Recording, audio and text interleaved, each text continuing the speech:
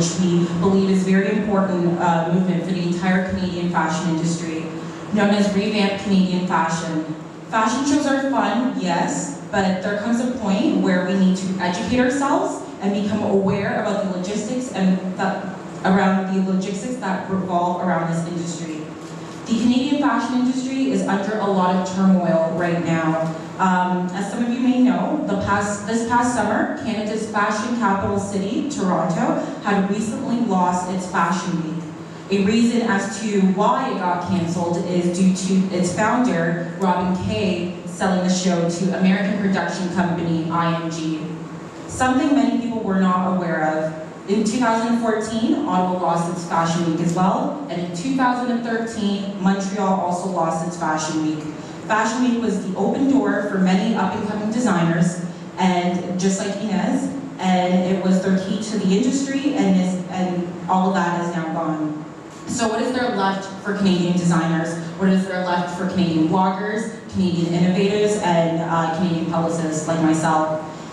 For this campaign, we have been very fortunate to partner with the Huffington Post and spread awareness through that platform. But we would like to have another platform that is more verbal, communicative, and engaging. We are happy to host a quick panel, of course, with our designer, and like I said, Ornella and Megan. And we also have a petition that will be going around tomorrow. So if you are back tomorrow, you are welcome to sign this petition, because this petition will actually be presented to our First Lady, Sophie Trudeau, and Justin Trudeau's cabinet member who works within the cultures and the arts in Canada. And so if fashion is something you are genuinely interested in, or you have a loved one who is committed to this industry, please do so. And of course, so I'm going to go back to my question that led to this topic. So what is your biggest struggle as a designer here in Canada? And then I guess you two can chime in and say your biggest struggles within this industry here in Canada.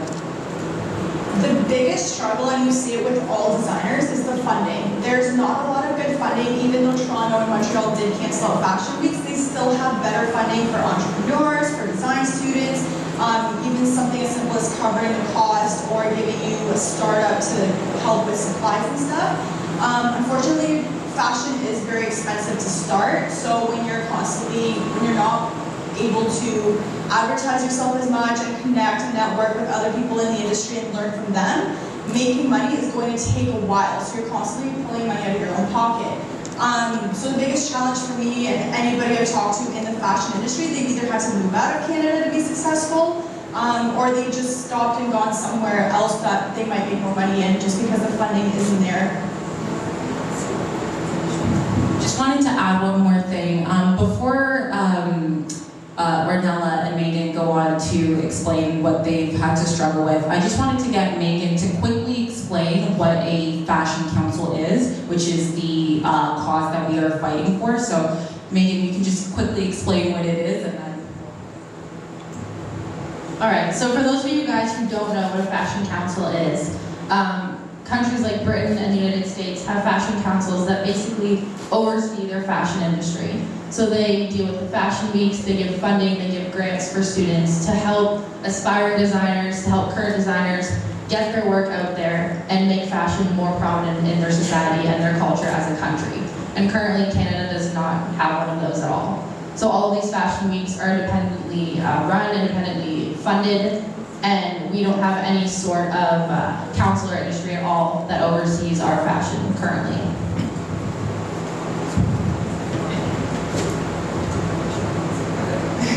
Hi everyone. How's everyone doing today? I'm like a little bit nervous. I'm actually a fashion stylist. I'm trying to get my name out there as a fashion stylist and also a blogger, but one of the challenges that I have to face is basically lack of support and recognition. I feel like people want others to support them, but nobody, like everyone just wants to make it. And, sorry guys.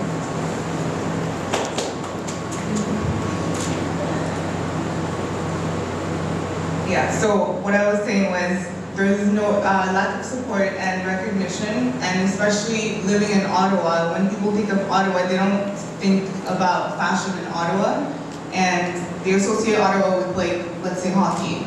And I think that in order to associate Ottawa with fashion, everyone needs to come together as one and support one another for Canada to recognize Ottawa as a fashion city, just like, let's say, Toronto or like Montreal.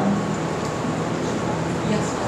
Okay, so yeah, in addition to that, the networking thing is a big thing for the council. The council is basically, they'll help us, like as a designer, contact sellers and bloggers, then contact me when they want to feature new designers. So they'll actually be able to, across the nation, one huge network committee.